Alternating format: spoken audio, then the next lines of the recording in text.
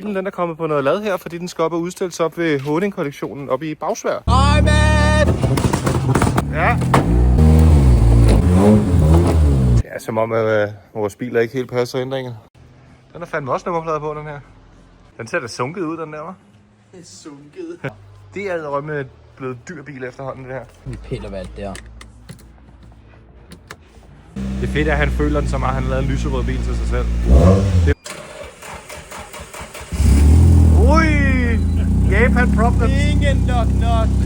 Nå, tak for det, Thomas. Vi ses. Det er fedt, du har en masse venner, du kan spise her med. Hygge dig. Så skal vi hygge os, så vi sender snap hjem lige om lidt.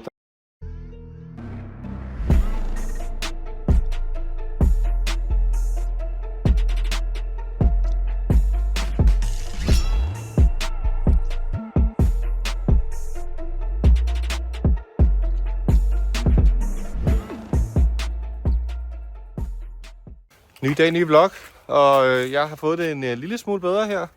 Kasketten på skrå og solskin, men bilen den er kommet på noget lad her, fordi den skal op og udstilles op ved Håning-kollektionen oppe i Bagsværd. Så der skal den stå op den næste måneds tid. Når den her vlog kommer ud, så er det nok for sent, men ellers så kunne I have set den deroppe i Bagsværd, hvis det var, man var til nogle gejlerbiler. Og vi skal køre op i det her diesel Locoman X5'er med den lille af bagpå. Det er altså et hårdt træk. Og nu kan jeg lige tease jer noget. Det kommer sgu nok først på her til næste år, når det er, at den lille af, den skal lige have en hovedrenovering, som man siger. Den skal lige have kigget på lidt forskellige små ting. Der er noget, der ikke lyder helt så godt, og bilen kører lidt underligt. Men når den så endelig kommer ud igen, så skal den have de her på. Prøv lige at tjekke de moppe drengen her. Work VSKF-fælge med nøjbygget bredere kanter her. Det ser altså fedt ud. Det er forhjulene. Og det er baghjulene her. Der kan det ikke en hel iPhone henne. Det er fedt, når kanten begynder at blive større end tromlen. Det er fandme lige. Så dem glæder jeg mig virkelig meget til at få på. Dem har jeg gået og bygget her over de sidste par uger. Det var meningen, de skulle have været på herinde Håning-kollektionen, men PostNord har smidt 3 af mine dæk væk. Jeg har fået 1 ud af 4. Så tusind tak til PostNord. Ikke skud ud, og der kommer ikke noget hernede i bunden, fordi det må man ikke sige, men jeg bestiller med nogle andre end PostNord næste gang. Det er som om, det går sgu aldrig godt med PostNord. Og hold kæft, for jeg har savnet den her farve ude i solen. Den har jo kraftedeme stået i sommerhi. Jeg ved ikke, hvor længe her, mens jeg ikke har haft det godt. Har jeg nærmest ikke kørt i den. Og så er vi sgu ved at være locked and loaded her. Vi låser lige værkstedet, og så er vi afsted mod Håning.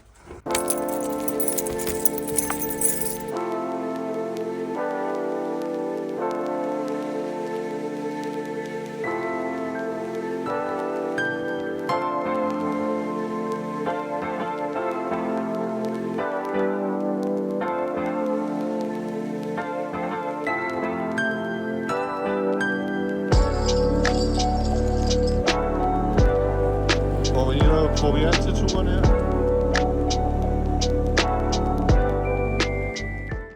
Og I kan sige, hvad I vil, ikke? Men sådan en 50 D'er med en lille E30 på røven der, det ser edderrøv med sejt ud, mand.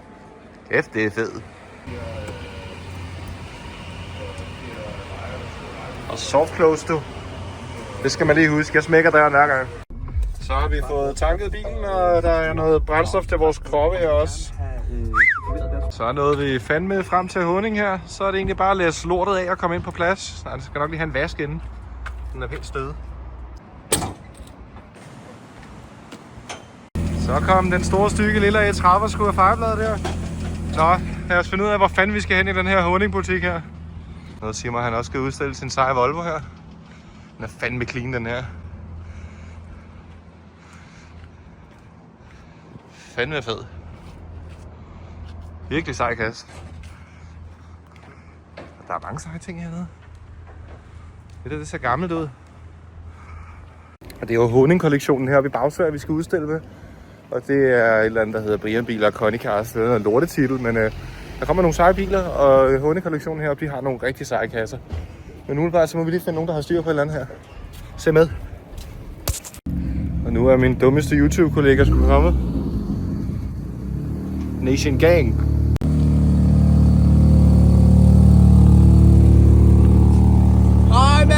Hvad så, Fingeren? Det lyder lidt utæt heroppe foran. Jamen det er det der bang der, det smadrer det hele.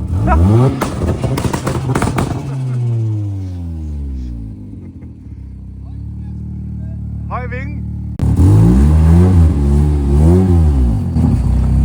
Jeg kører lige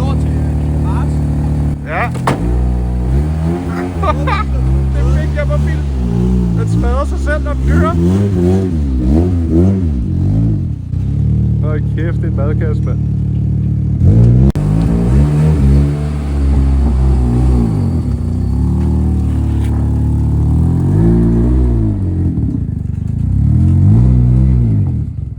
Lang udstødning, gang.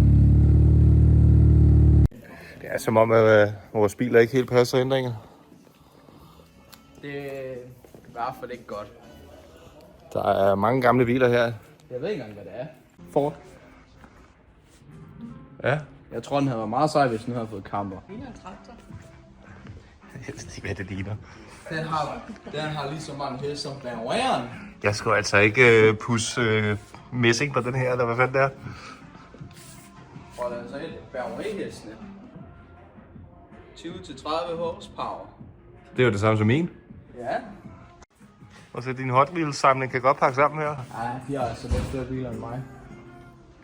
Hold kæft, der er mange. Det er jo for sygt. Og det fortsætter dernede. Der er nogen, der har tømt BR. Det er jo crazy. Ja, det er lidt sejt. De er dyre. Det er ingen Speedster. Ja, det er det ikke. Nej, det er en 356 1500 kopé. Jeg ved bare, det koster mange penge. Så, det er når russerne kommer her, så er de forberedt inde på Håning. Ja. Men jeg skulle ikke køre den der, fordi det er Så er lidt bare lyse. sandfarve, det passer ikke så godt til de danske skove. Den kan nok køre ud på stranden et eller andet sted. Det her, det ser lækkert ud. Det ser dyrt ud. Nu fanden gider jeg have rettet i den side. Jeg synes, det er lidt wack, at du starter vloggen hernede, når vi gik forbi en Lamborghini. Jamen det er fordi, så folk skal jo ikke se de seje biler. De skal bare se, at vi ikke passer ind.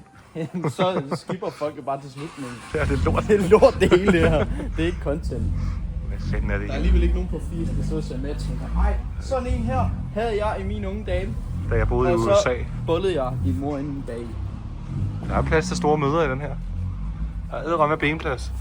Ja, der er noget italiensk Fiat. Den kunne være sej med den der med luftundervogn og BBS'er. Nu kommer vi ned i den lidt hurtige afdeling til Fiat 500. Det er sejt.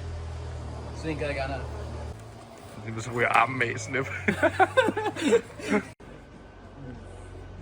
Og fyldt med gamle kasser her også, og noget motorcykel i lag. Herovre har vi noget Ferrari. Meget fedt.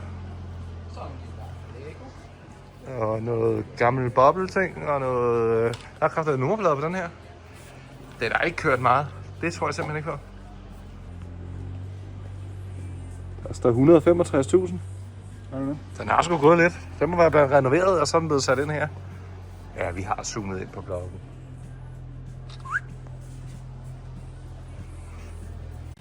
Den er fandme også nummerplade på, den her. Det er edderrømme med lav Lotus. Den er lav ikke i skærmkanten, men lav i taget. Ja. Skal vi ikke spørge, om vi må få sådan nogle spejl under vores så? Nej, så kan de se, at vi har ramt på. Det her, det er til gengæld sej kasse. 2002 Turbo. Det ligner lidt et gammelt badekar. Det er edderrømme blevet dyr bil efterhånden, det her. Og til det her spejl her. Ej, hvor lækkert. Vi skal lige pusse spejlet. Ja. Så ser det federe ud. Den er fandme lang. Den her, den skal jeg altså ikke parallelparkere ind i København. Vi ses, mand. Se, det der, det er sejt. En G60. Hvad fanden er det her? Prøv at se. Det er en Lincoln. Der ligger telefon her. Det kunne være sejt at have sådan en her. Der kan man altså bare køre på roadtrip. Som sidder der med alle gutterne og en stripper. Og så er sådan en stang i midten her. Det kunne det da godt være. Lige ude med det køkken der. Og det er ægte gode sæder lige op på det. Men det er det lidt sejt. En 60. Ej, det er fandme hård kasse. De er også bare blevet vanvittigt dyre, de her. Fucking fed vogn. Det er parkeret med G60'er. Ja, det er irriterende, når man ikke kan huske, hvor man parkerer dem. Det er en rally med firehjulstræk. G60. Ja, Det er faktisk bladret. det er meget fedt. Den er også med originale bredde og skærme. Ja, de der lækre banditter her, alle gerne vil have, og alle bygger deres biler om til. Jeg har nok sat en selvscanning bare for at se modificeret ud. Jamen, du er heller ikke... Du er også retarderet. GMC, prøv at se, Snip, han har de rigtige døre. Nej, det er ikke de rigtige. Kan du ikke lave sådan nogle i Det stedet? er Lamborghini, der har Lamborghini der. Det der, det er... Det er da det, der federe med Movingen. Jeg har sgu ikke råd til at skæmme tag op. Så rammer den heller ikke på skærmen, når du åbner. Det vil være rart. Så er der lige stroppen her, man kan hive i. Man kan sige, det er lavet lidt pænere end mit. Jamen ikke meget, vel? Det er næsten det samme. Han har ikke stiftet sin forskærm på. Fået lak ud over det her, eller hvad? Det er jo ren alu. Det første alu. Kæft noget lort at holde. Ja. Man skal ikke få meget i regnvejr, den her. Så man kan ikke bruge den. Man kan ikke bruge noget, der er her, ellers så bliver det ikke ved med at være pænt, jo. Ja. Sådan er det, det ved du. Så har vi alt muligt uinteressant herovre, alt muligt Porsche, Ferrari. Tænk på alle de damer Porsche, Men det er sådan en Cabriolet, det er kun sejt 39. Og noget et eller andet Aston lort hernede. Det var dengang, de var lidt seje, men det er stadig ikke super sejt. Nej. Og den her, den har en spoiler, der passer lidt mere til bilen, end Snap har. Faktisk fucking hård kasse, det her. Nej, se nogle fede vinduer. Der kan man lige få, man kan ikke engang få McDonald's lidt igennem brevsprækken. Jeg har ikke engang fået en Faxe Kondi. Den ser da sunket ud, den der, hva'? Det er sunket. Hvad siger Camperguy? Er den lav nok? Jeg tror, jeg har sænket den lidt. Man kan få Liberty Walk Kit til det her nu, jo. Ja. Det kunne være lidt hårdt.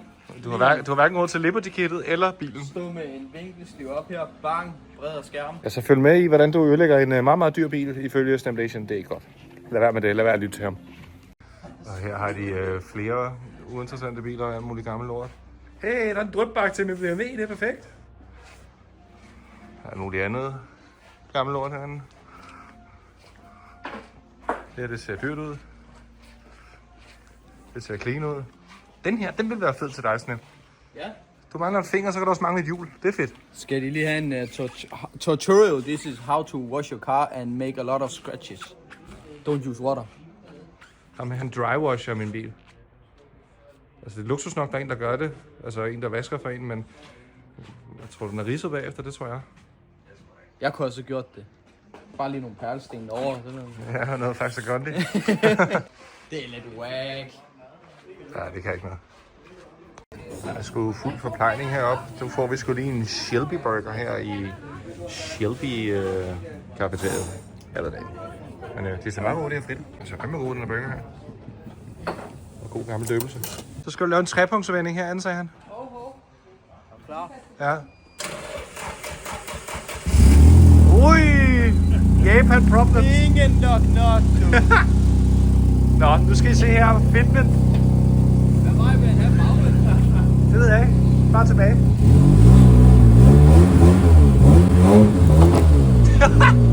Hvorfor er der olie på det her? Snap Nation Gang. Super fedt. Det er fucking fedt, mand. Prøv at se, han har kørt fra Fyn af, og der sidder skrevet i det her mærke på.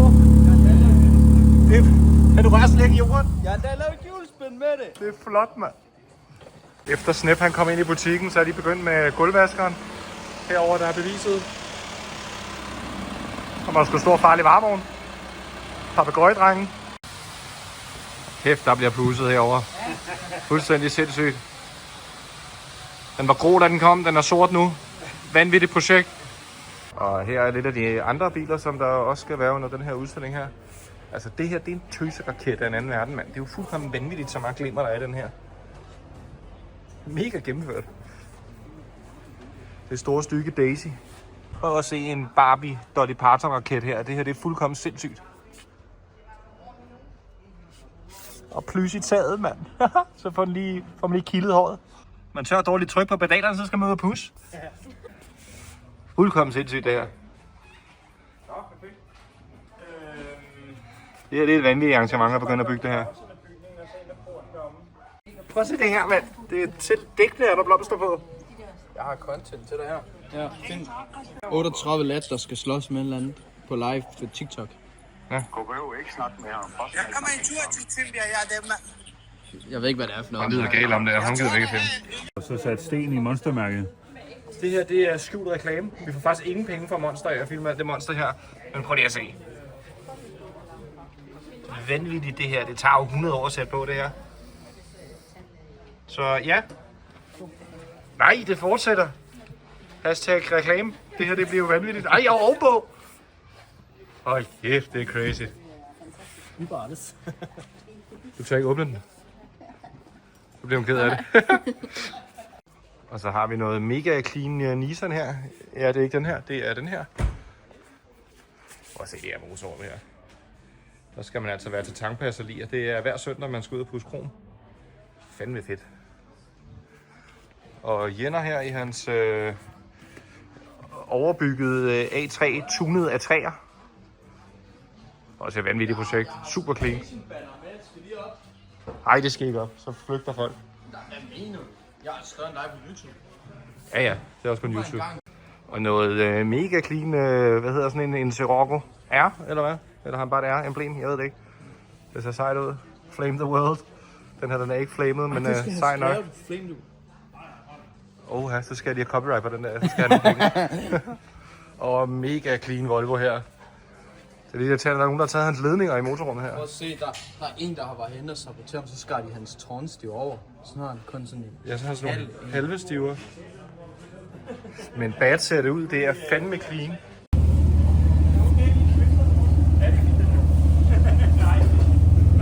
Hvordan kan han sige, det er en Brian-bil og kun lave klistermærker? Det er Brian klistermærker. Nej.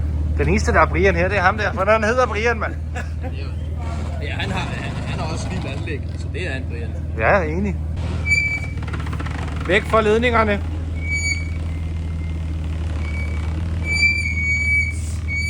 Nok så ser vores bil træt ud, men vi har ikke træt bremser. Har du lige renoveret de der bremser?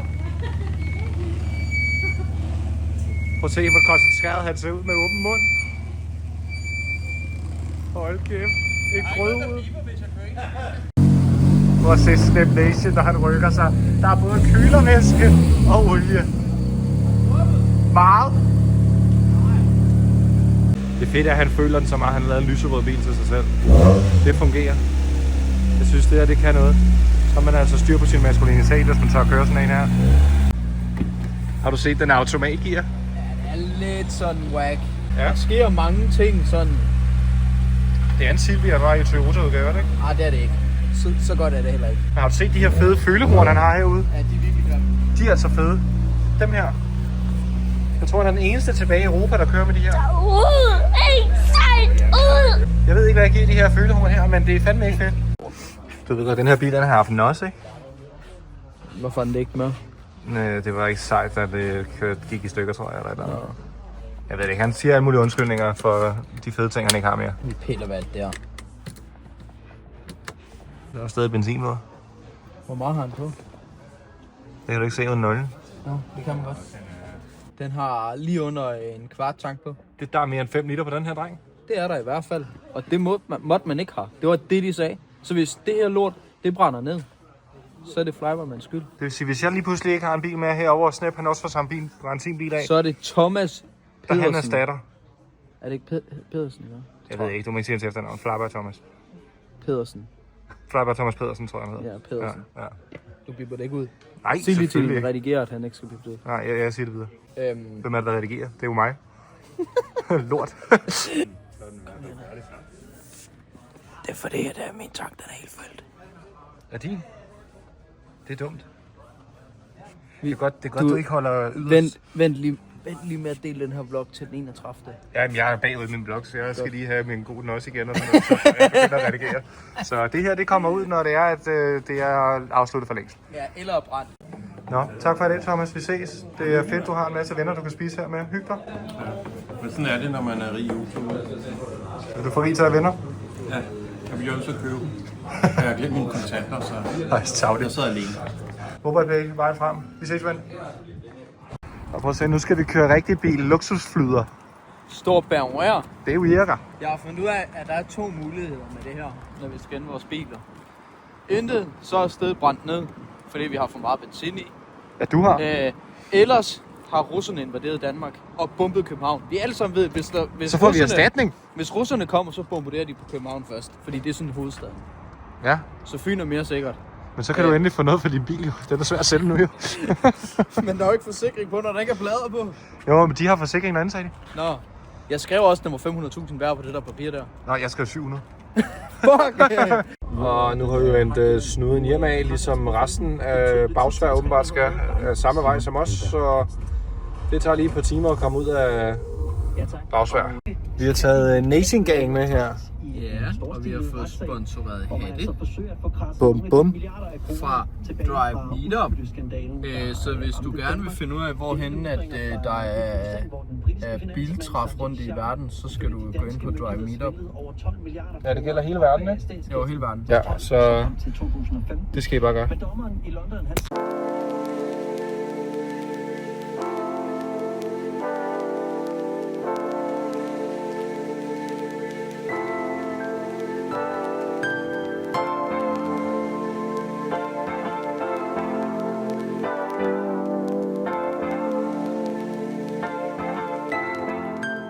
Nå, det er fra dagens vlog af her. Nu skal vi have noget pizza inde i showroomet, og så skal vi hygge os, så vi sender Snap hjem lige om lidt. Der kommer hans mor og henter ham, ligesom dengang man var 17 år og har været på sodavandsdisco. Ikke særlig fedt, og han er ikke særlig gammel, men vi bærer over med ham. Vi ses!